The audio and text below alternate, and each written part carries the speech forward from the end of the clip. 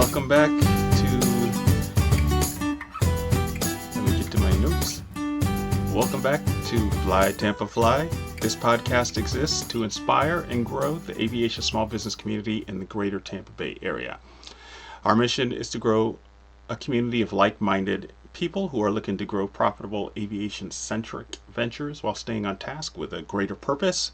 And we're always looking to highlight small business owners with an aviation-centric entrepreneurial mindset. So if you know of anyone that fits the bill and is looking to practice their interviewing skills, please connect us. We would love to share their story with our fast-growing community. And without further ado, we're going to move on into our slideshow. Eventually this won't be a slideshow. Eventually I will interview other people, but we're getting there. It's been a process. All right, let's start with a significant part of the FAA's, the Federal Aviation Authority's modernization of special airworthiness certification. It's called MOSAIC for short.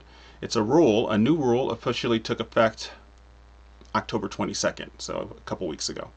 The rule expands what sport pilots can fly. It removes previous weight restrictions and introduces stall speeds as the limits in their place. So if you're a pilot, you understand the difference. Now sport pilots can operate airplanes with a maximum speed of up to 250 knots calibrated, but are limited to aircraft with clean stall speeds of 59 knots calibrated as well. So what this does, this opens up larger aircraft to include some that have 4 seats. Of course, not all 4-seat models will be eligible under the sport pilot privileges. Some examples of the larger aircraft a sport pilot can now fly include popular trainers such as the Cessna 172 and Piper Archers. Any airman exercising their sport pilot privileges, may continue to use a valid driver's license in place of a medical certificate when exercising their sport pilot privileges, provided they meet all associated conditions. Essentially what this means, to boil it down for those of you who aren't pilots, is you have levels of certification, and a sport pilot is kind of like a beginner level, and it's more for people who aren't really looking to progress to become a professional pilot, and they're looking to, we'll call them sunny day low wind pilots, and they just want to have a good time and have minimal hassle. They just want to just enjoy some basic flying around their hometowns. And this allows them to do that in bigger aircraft that go a little bit faster. That gives you more flexibility if you're getting older and a little heftier like myself. You have more options of aircraft that you can fly with. You still can only carry 1 passenger, and there's a bunch of other restrictions, but there's less restrictions as to the type of aircraft you can fly. And then there's some certifications. You can get advanced training for some endorsements, so you can say, for example, fly at night, things like that. Contact us below. We'll have a link below that talks about the article. Contact us if you want more information and you want to learn how to get into sport flying. You're not interested in being an airline pilot or commercial pilot, but you would like to do it for fun on a sunny day with low winds. The Federal Aviation Administration. Oh, I said authority. It's Federal Aviation Administration. I'm sorry. Recently released their October safety alerts for operators. It's an official safety, considered a newsletter of safety alerts for pilots. They've got alert 25001, risk associated with visual approaches. This is more for the Part 121, Part 135 air carrier operators. However, if you're a regular pilot and you're somebody that's instrument rated, things that might apply are continue to exercise and increase your vigilance and adhere to the see and avoid doctrine, which is what you're supposed to do anyway. If appropriately rated, request an instrument approach to reduce the likelihood of misalignment with VFR traffic. So the advantages of when you are instrument rated is that you're gonna, they got all these radars and they're gonna follow you, and they have positive control of you. You're still responsible for see and avoid, but you get much more assistance, if you will. And then being able to communicate unable. If something is unsafe for you to fly, you have the right as the pilot in command to say unable and ask for a different solution, and they'll work with you. All right, safety alert 25002, managing the risk of lithium batteries carried by passengers and crew members. This SAFO highlights the risk associated with the carriage of lithium batteries in aircraft passenger overhead bins and carry-on luggage. The term lithium battery applies to portable electronic devices and spare lithium batteries, i.e. battery banks, of which I'm a big fan and I use all the time. Part of their discussion includes the FAA wants to underscore, their data underscores the critical need for operators to adhere to their safety risk management procedures, which includes carrying fire extinguishers rated to suppress lithium batteries and passenger education. The big one that really affects us is passenger education, which includes keeping batteries visible so that any potential fire can be expeditiously addressed. You also want to check on the TSA website to make sure or TSA to see if I don't think they're banning them yet. I'll have to look into that. I don't think they're banning them yet as carry-on, but they might in the future. And here's a good one. And then the next one is 25003, addressing risk associated with passenger noncompliance and retention of carry-on baggage and personal items during emergency evacuations. So they've been reviewing recent evacuations, and people they're holding up the emergency operation to get their bags and personal items. That if there's a fire in the aircraft, the last thing you want to do is get your personal items. You want to get out quickly as possible. And basically for them, well, one, they're going to use standardized, concise messaging that states that all bags or personal belongings must be left behind with no exceptions. And they're going to do more passenger outreach and education campaigns. So basically, they're going to educate you more as the passenger. So you might hear more about that when you're flying in the airlines, and they're doing their safety brief. They're probably going to pay specific focus on that a little bit more. All right, if you're looking to get into the world of small aviation businesses, well, you're going to have to deal or think about taxes.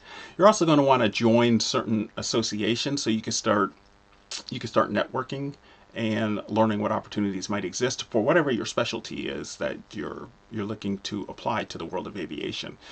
For example, the National Business Aviation Association's mission is to foster an environment that allows business aviation to thrive in the United States and around the world.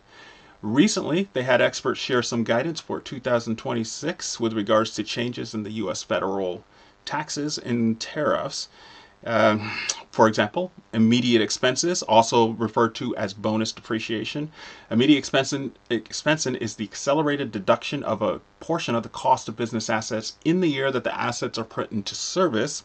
Rather than depreciating these assets over time, businesses can now write off a large portion of their costs or even their entire cost in the year that they're put into use.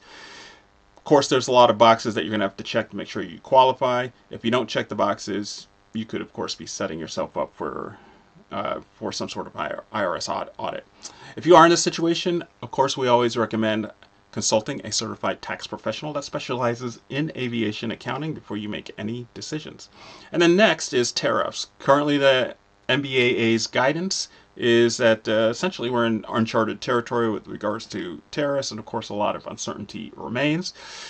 For example, tariff risk currently extends to maintenance.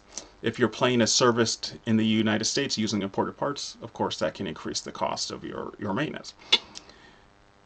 NBAA's overall guidance, NBAA's, not the NBA, guidance is one example of why it's important to stay engaged with industry associations, and these are a great way to keep your finger on the pulse of the industry, as well as have an outlet to express your concerns, because these guys will represent you to the lobbyists and who will represent you to the policymakers.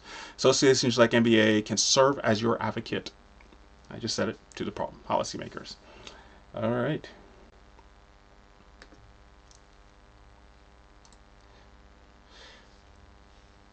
Here's some interesting unmanned aerial vehicle news. Recently, Sikorsky Aircraft introduced its plans to introduce an autonomous, uncrewed variant of the venerable Black Hawk military helicopter called the S-70 UAS U-Hawk. According to Sikorsky, the uncrewed aircraft system will have 25% more payload capacity than the traditional UH-60 Lima Black Hawk family of utility helicopters. It's also going to include maximum payload of 10,000 pounds, and it will be able to fly up to 1,600 nautical miles or stay on station for 14 hours without refueling. Wow, that's a long time. The U-Hawk's larger cabin space will allow for longer oversized cargo items such as missiles, swarms of reconnaissance or strike drones, as well as automated ground vehicles which could be loaded via the aircraft's new ramp into its cargo bay. And so they have a picture, I think we put a picture on the screen, the cargo bay is going to be through the front. Normally that's where the pilot and co-pilot and the crew would be, but you don't have the crew. You can put more stuff in there that applies to the mission. And you're not worried about losing a couple very expensive crew members so drones are here to stay. I put this in here if you're looking to get into the world of contracting. Just realize that unmanned aerial vehicles are here to stay, and there could be an opportunity for government contracts or even civilian contracts with you. So just something to think about, and that's just one example of a way you might be able to get involved in the future, either working for that specific company, because Sikorsky's a big company, or starting your own company. All right, as you guys know, I'm a big fan of Lilium, but they have bit the dust, and this makes it even more official. Air taxi developer Archer Aviation recently announced that it has won a competitive bid process to acquire the patents of insolvent electric aircraft manufacturer Lilium for about $21 million US dollars. Lilium's portfolio includes 300 patents covering current and next generation electric vertical takeoff and landing technologies. This acquisition brings Archer's portfolio to over 1,000 patent assets worldwide. Let's take a moment of silence for Lilium. I was so hoping that Lilium I was hoping they would come back, but there you go. That's the nail in the coffin. They're done. And I'm crying. Well, now that I'm crying about Lilium, there's no crying in baseball. Let's move to some stock news. We already talked about Archer Aviation recently purchasing Lilium's patents for $21 million. Aero. So we recently added Aero Group Holdings. It's a multifaceted advanced aerospace and defense company per their website. Their solutions include uncrewed air systems, drones, electric and hybrid vertical lift aircraft, commercial and military aviation training, avionics, and electronic systems. So this is just another company for us to put on the board here to watch out for. Blade. My notes for Blade this month is they recently sold its electric vertical takeoff and landing technology to Joby and changed their name to Strata Critical Medical. So Blade is no longer on there. I took off it was on there last month, SRTA, but SRTA has nothing to do with electric vertical takeoff and landing. So Blade Mobility has kind of been sold to Joby, and of course we removed them. As far as the other companies, overall, no other significant changes. I'm not here to present specific financial news, stocks going up and down. I just put this here to show you, one, if you build a company and you want to go public in the future, you can do it. And two, this kind of is a great way to track the developments of the eVTOL industry. Florida business development. Fort Lauderdale, Florida-based VIP Completions is the name of the company, VIP Completions. They were recently awarded a maintenance implementation procedure designation. This designation is a bilateral agreement between the FAA and the Transport Canada Civil Aviation that allows VIP Completions to work on aircraft registered in either country. What this does is it opens up VIP Completions to more than 600 Canadian business aircraft. It makes the company attractive to operators of what's called C-registered aircraft that visit South Florida for business, personal travel, winter operations, and or maintenance. We show this as an example of a company that's expanded into their particular niche, and we won't make any comments on, not sure how many of our Canadian friends are coming this winter, but maybe next winter. Anyway, these guys are ready when they start coming back. Congratulations to VIP completions, and we wish them success as they continue to make progress and build their company. All right, I think that's going to bring us close to the end. I think this was good timing. I like this timing. We're at 15-16 minutes. Aviation industry events, just go to the website. We'll also put the website with the listing of events. We're slowly building it into kind of maybe a directory in the future. But right now we just have a listing and a spreadsheet. And if you want a one-stop service to find aviation events that you can potentially go to, network, and get your foot in the door into the aviation industry, here you go. And we're going to put it in the description below. So go there or be square. AOPA scholarships. If you're a AOPA member, you do have to be a member. I'm a member. If you're in the world of aviation, highly encourage you to be a member of AOPA. You can open the door to new aviation opportunities with a scholarship from the AOPA Foundation. In particular, Fall 2025 scholarships. The application period is October 6th through December 31st. By midnight, all applicants will receive a decision in email by April 15th. So when we put the dates of the next scholarship period as well for your information. But those of you who are looking, you don't have to be, they have numerous scholarships for one, ranging from $250 to $14,000. High school students, at least 90 scholarships are awarded to high school students. There are also scholarships for adults, so you just have to be an AOPA member, and there could be some money for you to finish some sort of flight training. If you're an adult, it's probably flight training past your private pilot. Teacher, if you're a teacher using the AOPA You Can Fly curriculum, you can apply up to 20 scholarships for up to at $12,000 each to earn your private pilot certificate. And of course, there's always criteria, so go to the specific criteria for each scholarship. So go to the website, it's in the description below, and yeah, all they can do is say no, or they'll probably say nothing. But our friend Jamail, as always, would like to put a plug in for Jamail Larkins Aviation. He's got a one-stop shop on his website for scholarship opportunities, and he's really trying to help people find great opportunities. He did it at a young age, at 13, and he is dedicated. I think he's now in his late 20s, early 30s, and he's dedicated to helping people get into the world of aviation with his website. So please go to his website if you're looking for other ideas for scholarship opportunities. And then, of course, we always have our general scholarship opportunities. We have them listed here. You can just do a search for the names there. We also have these names. We'll have them listed in the description below as well. So I think that brings us to the end. So let's just start to close out here. We always want to thank our sponsors, Jetline Systems. I'm not in the Jetline System building today, but that's okay. I'll be back this week. And we always think, if you have any, let's see, we want to mention our sponsor, Jetline Systems. Let me just stick to the script. They provide flight simulation technologies. Their purpose-built computer systems run flight simulation systems in any environment, from desktop PC to servers running large-scale simulators.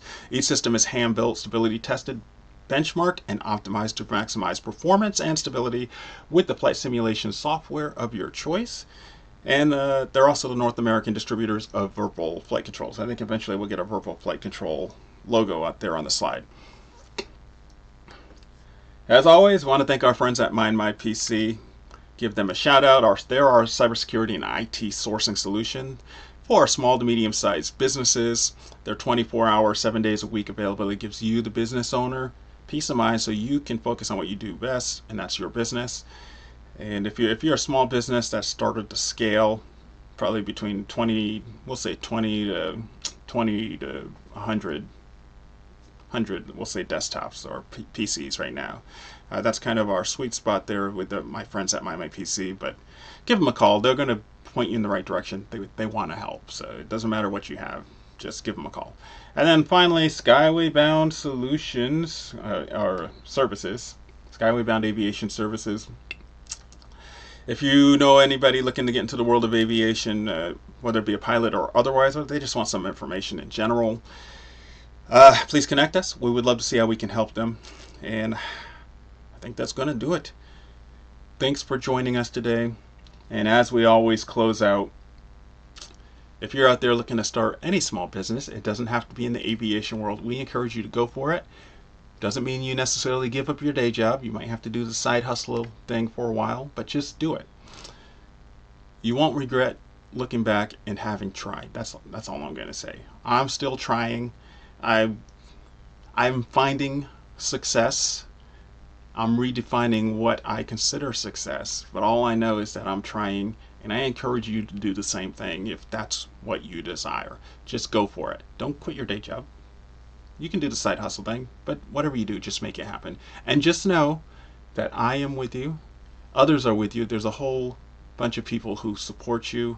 We want to see you make it happen. So, as always, do not quit. Do not quit. Do not quit. The sky is just the beginning. Get out there and make it happen. You guys have a great, great